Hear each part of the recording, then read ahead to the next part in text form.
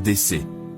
À l'origine, partie intégrante du royaume Congo, les Vili se sont séparés au XVIe siècle pour fonder le royaume de Loango.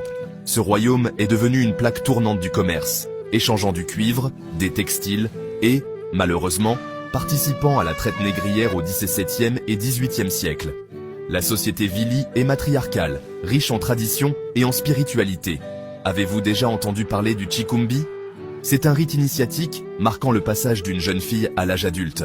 Les Vili sont également réputés pour leurs sculptures et objets spirituels, tels que les Nkisi et les Nkisi Kondé, témoignant de leur profond héritage spirituel et artistique.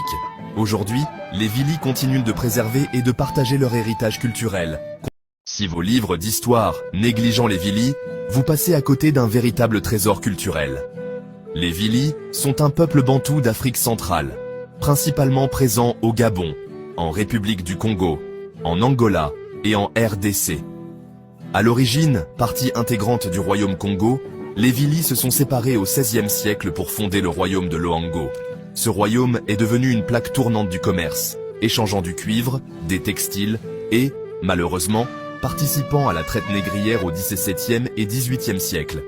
La société Vili est matriarcale, riche en traditions et en spiritualité.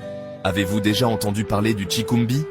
C'est un rite initiatique marquant le passage d'une jeune fille à l'âge adulte.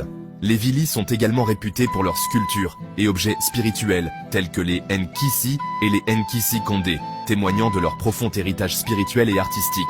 Aujourd'hui, les Vili continuent de préserver et de partager leur héritage culturel. Si vos livres d'histoire négligeant les Vili, vous passez à côté d'un véritable trésor culturel. Les Vili sont un peuple bantou d'Afrique centrale, principalement présent au Gabon, en République du Congo, en Angola et en RDC. À l'origine, partie intégrante du royaume Congo, les Vili se sont séparés au XVIe siècle pour fonder le royaume de Loango. Ce royaume est devenu une plaque tournante du commerce, échangeant du cuivre, des